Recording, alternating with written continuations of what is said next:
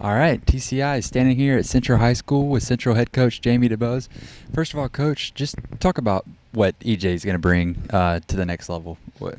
Well, first of all, he's got a lot of length, and that gives him the opportunity to go get some deep balls. You can throw it up, and he's a very physical guy. He doesn't mind contact, so he can go up and battle for the one-on-one balls. He's going to give you that threat of stretching the field a little bit. I think he's going to be a really big possession receiver coming in a lot with his size. The one thing I know colleges will do with him is just as they did with Ross, is they're going to try to beef him up. They're going to try to get him bigger, and that's the thing he needs to do. He needs to get a little thicker. Needs to get a little bit bigger, but really good burst off the ball when he runs his routes, and great hands. That's one of his attributes. The things that he brings to the table. Works hard at his blocking, but I think the biggest thing is with his length is just the ability to stretch the field and play on the outside and throw the ball up on the one-on-one balls.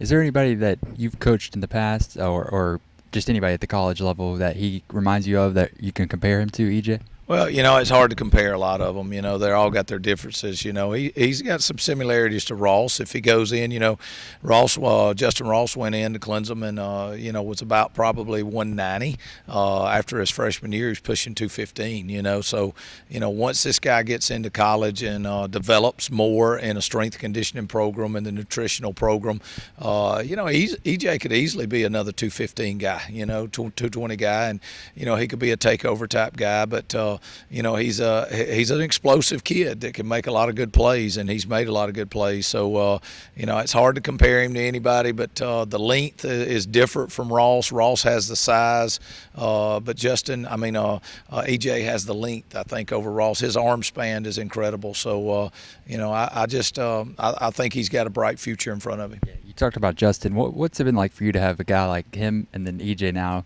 coaching both of those guys? And just did you envision that Justyn would do what he did last year on the national stage? Well, no, I didn't. It didn't surprise me. The funny thing is, after the Alabama game, a lot of people would call and say, what about the one-handed catches? And everybody around here, when we watched it, was like, we see that every day. We had a sophomore the other day catch an out route at practice. A sophomore nobody knows about, T.J. Woods, catches a one-handed ball as he's going out of bounds just in midair. So we've got a lot of really good wide receivers. We've had Justyn. We've had EJ.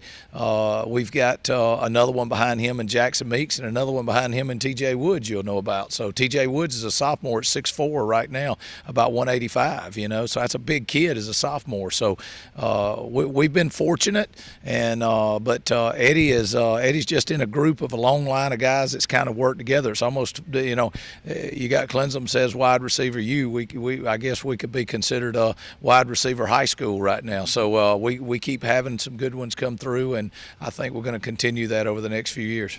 Clemson went in to recruit Justyn and EJ. What's your relationship like with the Tiger staff? They're great. Todd Bates, I've always known. He's been a very good friend of mine. He was in Alabama, and then on top of that, Coach Sweeney, I've known him, and I for a long time, more or less, and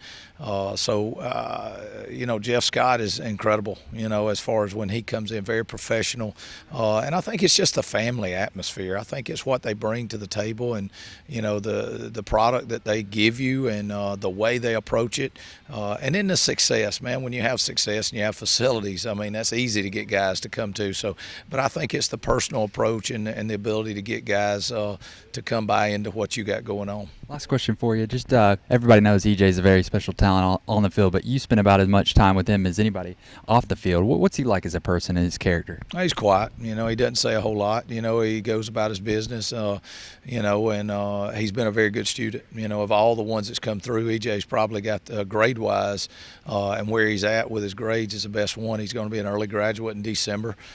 He's got great leadership from home.